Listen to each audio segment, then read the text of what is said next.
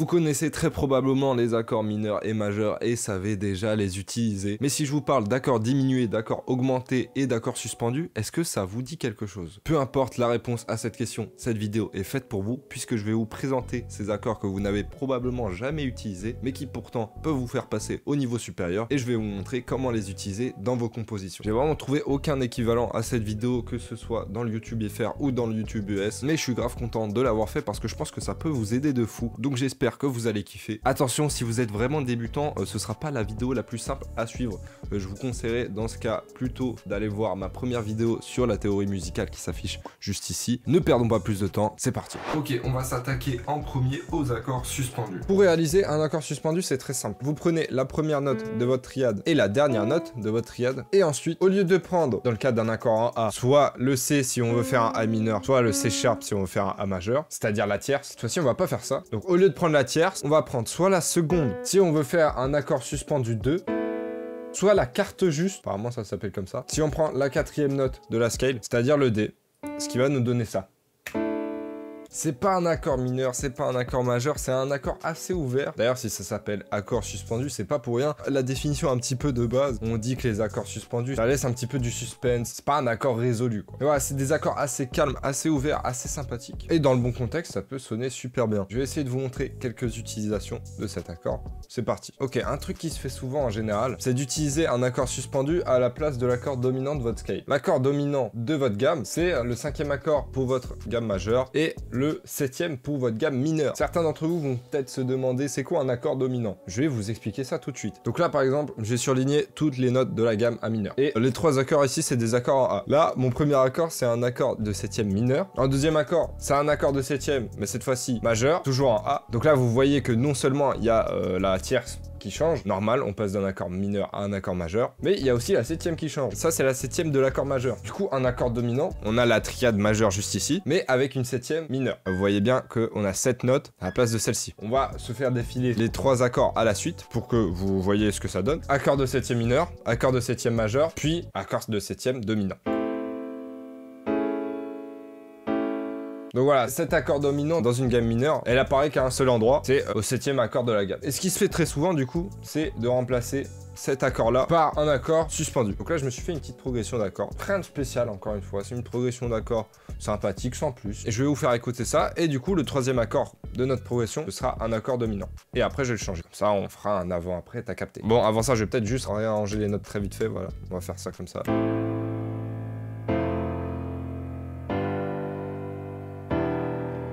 Progression d'accord, ok. Si à la place, je changeais cet accord en accord de septième suspendu. Vas-y, on va faire suspendu 4 parce qu'en général, ça se fait un peu plus que le suspendu 2. On s'écoute ça.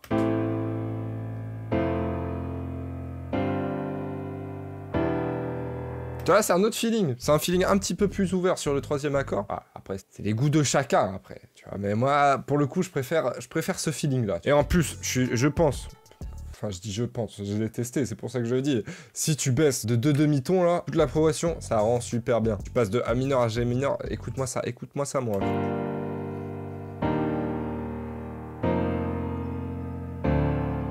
C'est beau. C'est très très beau, moi j'aime beaucoup. Et l'avantage avec cet accord, c'est que bon, là je l'ai utilisé pour remplacer la dominante, mais en vrai de vrai, l'accord suspendu, tu le retrouves plusieurs fois dans ta scale mineure. Tu as 4 autres accords où tu peux faire à la fois un suspendu 2 et à la fois un suspendu 4. Donc là, t'es Gucci. Et t'as juste le deuxième accord de ta gamme, soit l'accord diminué quoi. Ou là, tu peux ni faire de suspendu 4, ni faire de suspendu 2. Mais tous les autres accords, tu peux au moins en faire un des deux. Et du coup, c'est trop bien parce que ça te donne au moins une possibilité supplémentaire par accord. Ce qui est très très très fort. Donc voilà, là, je vais pas faire 50 000 progressions d'accords pour tout vous montrer parce que j'ai un petit peu la flemme. Mais par contre, autre truc stylé que j'ai remarqué. Bon, après, j'ai pas fait d'études de musique. Je suis pas allé au conservatoire. Les gars, moi, ce que j'apprends, c'est sur YouTube. Et de ce que j'ai vu, les accords suspendus, c'est particulièrement OP en guitare. Parce qu'en fait, quand tu strums un accord en guitare, tu peux passer de ton accord normal, majeur ou mineur, à un accord suspendu, puis revenir à ton accord de base. Et ça va bien rendre, tu vois. Et ça va être un petit peu moins répétitif que si tu strummais le même accord tout le temps. Tu vois. Ça apporte un petit peu de variation en restant sur la même note fondamentale, tu vois. Là, par exemple, vas-y. Là, je me suis sorti un petit strum de Session Guitarist Electric Vintage. A mineur septième, donc le premier accord de ma gamme. Into le cinquième accord de ma gamme. E mineur septième. Into E suspendu 4 septième.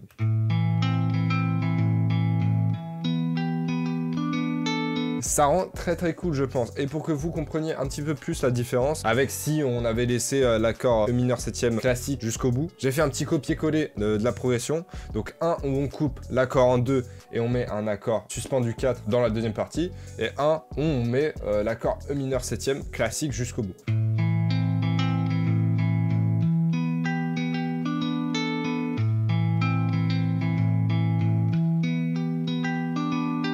Je sais pas vous, mais personnellement le choix est très vite fait. Donc voilà, vous avez un petit peu un aperçu de ce que ça peut donner à la fois sur un VST de piano, mais aussi sur un VST de guitare. Et dans les deux cas, ça donne des nouvelles possibilités ultra intéressantes. Donc n'hésitez pas à tester tout ça de votre côté pour essayer de voir quel résultat vous pouvez obtenir. Les accords suspendus, c'est très sympathique aussi. Passons maintenant au deuxième type d'accord de cette vidéo, les accords augmentés. L'accord augmenté, pour le coup, il n'y en a pas de base dans vos gammes majeures et mineures. Donc si vous en utilisez, vous allez forcément un petit peu sortir de la gamme. Mais encore une fois, c'est pas forcément un problème tant que ça sonne bien. On s'en fout un petit peu. On va rester sur la gamme à mineur toujours. L'accord augmenté, comment est-ce qu'il se compose? C'est très simple. Vous prenez votre note fondamentale, vous comptez jusqu'à 4. 1, 2, 3, 4. Et encore jusqu'à 4. 1, 2, 3, 4.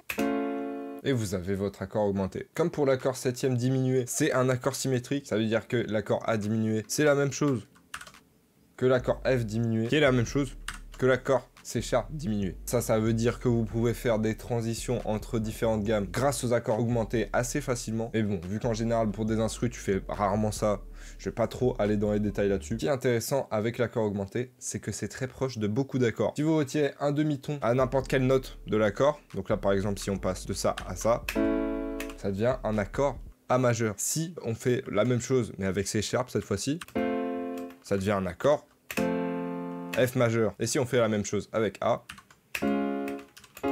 ça devient un accord C# majeur. Donc c'est très stylé. Et si cette fois-ci vous rajoutez un demi-ton à n'importe quelle des notes, t'obtiens un accord mineur. Là par exemple, F# mineur.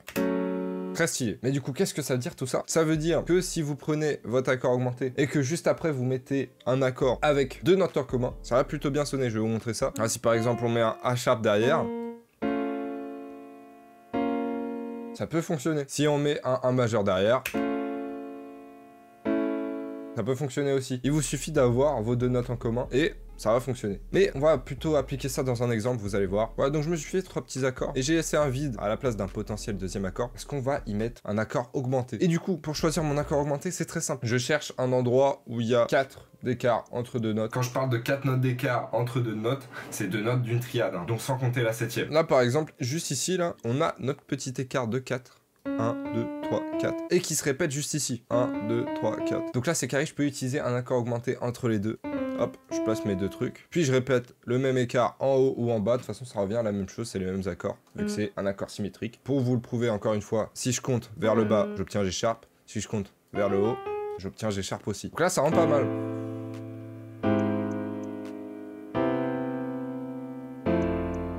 Progression d'accords sympathique qui sonne plutôt bien, alors qu'encore une fois, on a une note qui est en dehors de la scale, le petit G# pour notre accord augmenté, mais ça pose pas de problème, tu vois. Dans ce contexte-là, ça pose pas de problème, parce qu'on a utilisé la règle que je viens de vous donner. Donc voilà, c'était la technique ultra simple pour utiliser un accord augmenté. Dès que vous voyez un écart de 4 notes qui se répète entre deux accords, maintenant vous savez que vous pouvez remplir tout ça avec un accord augmenté. Passons maintenant au dernier type d'accord de cette vidéo, les accords diminués. L'accord diminué, c'est un accord que j'ai utilisé de fou dans mon projet Lo-Fi, en C332, petit plug gratuit comme ça. Et c'est aussi un accord qui se trouve dans vos gammes majeures et mineures de base. C'est le deuxième accord pour les gammes mineures, le 7e pour les gammes majeures, si je me trompe pas. Vu qu'en général pour le rap on se met en gamme mineure, je me suis mis en A mineur. Donc voilà, toutes les notes surlignées, c'est les notes de la gamme A mineur. Du coup cet accord là, c'est un accord diminué. Vous comptez pour chaque note 1, 2, 3, 1, 2, 3. Avec un accord diminué, vous pouvez former 3 types d'accords majeurs. Deux de ces accords sont les mêmes, juste ils sont pas appelés de la même manière selon l'accord qui va être après. Je vais vous expliquer ça. Premier type d'accord que vous pouvez réaliser avec un accord diminué, c'est cet accord-là,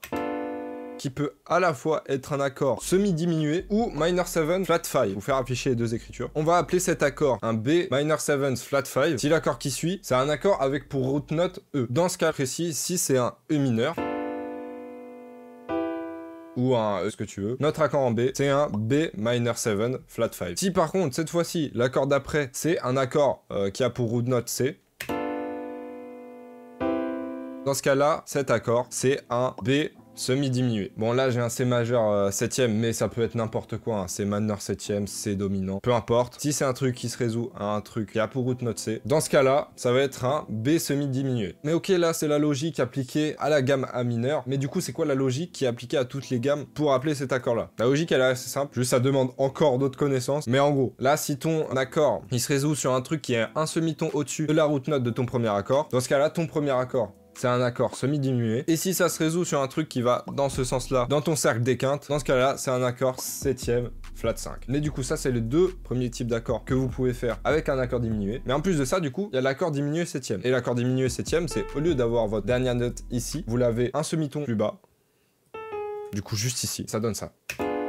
Ça, du coup, c'est un accord diminué 7ème. Et cet accord-là, il se résout de la même manière que l'accord semi-diminué. Mais en premier temps, je vais vous parler de l'accord 7ème bémol 5, parce que c'est celui-là qu'on va appliquer dans notre premier cas. Comme je disais tout à l'heure, en général, le deuxième accord de votre gamme mineure, donc le B diminué, vous l'utilisez très rarement, tu vois, parce que il sonne chelou. Comment est-ce qu'on peut utiliser ça? Je sais pas trop, tu vois. Mais en réalité, il y a un moyen très simple de l'utiliser sous sa forme 7ème bémol 5, et je vais vous montrer comment. Prenons cette progression d'accords. On arrange un petit peu les notes pour que ça sonne un peu plus sympa. Là, on a du A en bas, F, D et du E. C'est carré. Ça, par exemple, on va en faire un 7ème. Ça aussi, on va en faire un 7ème. Boum, boum. Même ça, on descend. Boum. Ça aussi, on en fait un 7ème. Let's go. Ça, on va descendre aussi. Voilà.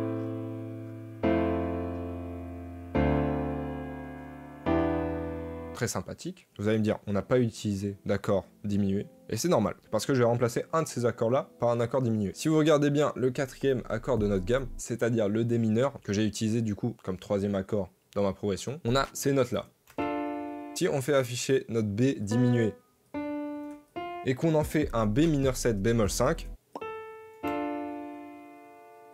c'est deux accords qui sont ultra proches. C'est juste que dans le deuxième accord, au lieu d'avoir notre note fondamentale en D, elle est en B. Et vu que c'est plus ou moins les mêmes accords, du coup, on peut les interchanger. Et du coup, on va copier cette progression d'accords là. On va remplacer notre D mineur, soit notre quatrième accord de la gamme, par notre deuxième accord de la gamme, notre B diminué, mais sous la forme mineur 7 bémol 5.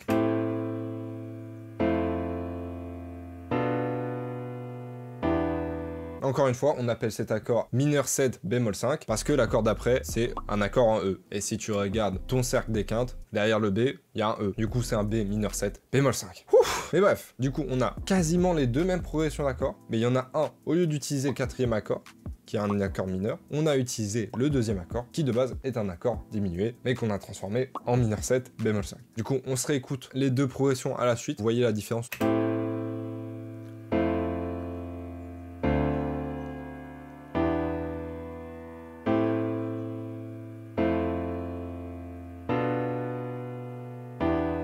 Du coup, maintenant, vous savez que le deuxième accord de votre gamme mineure, il peut être utilisé pour remplacer le quatrième accord de votre gamme mineure. Vous pouvez faire l'équivalence pour la gamme majeure.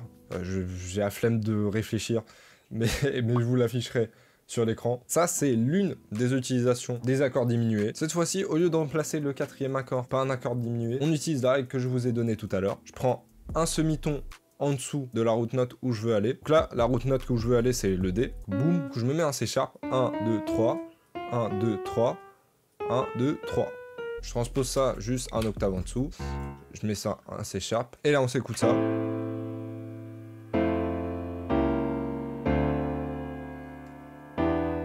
Ça rajoute un petit peu de... Ah, tu t'y attendais pas, tu vois. Petite feinte de frappe, tu vois. L'accord 7ème diminué. Je pensais pas qu'il allait venir. Mais il est venu. On se réécoute ça pour que vous vous rendiez compte. Ouf. Feinte de frappe. Et on repart. Très propre. Très clean. J'aime beaucoup cet accord. Encore une fois, j'en ai abusé dans mon projet Lo-Fi parce que c'est trop fort. Ça permet d'avoir cet aspect un petit peu jazzy ultra facilement. T'as pas besoin de beaucoup réfléchir. Mais du coup, tu peux aussi le remplacer par un accord semi-diminué. L'accord qu'on avait de base, c'est celle-là. À la place de mettre la dernière note sur un A sharp, tu le mets sur un B et ça devrait aussi marcher normalement.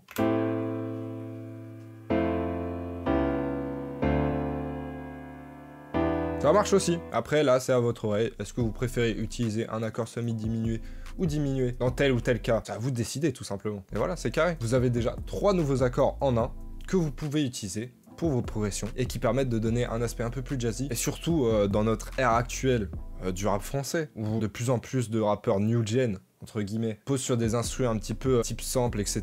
Où là, ce type d'accord est carrément utilisé. C'est ultra pratique. Autre truc très stylé avec l'accord diminué, c'est que si tu prends un accord septième diminué et que tu essayes de transposer un petit peu les notes, tu remarques qu'en fait, un accord de septième diminué, ça correspond en réalité à 4 accords de septième diminué différents. Là, par exemple, on a un accord A de septième diminué. Si je transpose le F sharp, on remarque que c'est la même chose que l'accord F sharp de septième diminué. Même chose avec les sharps, même chose avec C. Et du coup, ça, qu'est-ce que ça veut dire? Ça veut dire que ton accord diminué, en réalité, il peut se résoudre sur plein d'accords différents. Et vu qu'il peut se résoudre sur plein d'accords différents, ça en fait un très très bon accord pour changer de gamme. Pour le coup, en général, tu vas pas trop le faire dans une prod, tu vois. À part si tu veux vraiment faire un switch up de prod. Là, ça peut être intéressant, mais en général, tu le fais pas trop. Mais je vous balance l'info si vous voulez en savoir plus. Faites vos recherches. J'espère que vous avez kiffé la vidéo, que vous avez appris quelques trucs. Si c'est le cas, n'hésitez pas à aller voir d'autres vidéos. Elles vous intéresseront très sûrement aussi. Et aussi, je vais commencer à faire des écoutes de prod, etc. Donc n'hésitez pas à vous abonner à mon Insta. À la prochaine. Prenez soin de vous et de vos proches. Et ciao.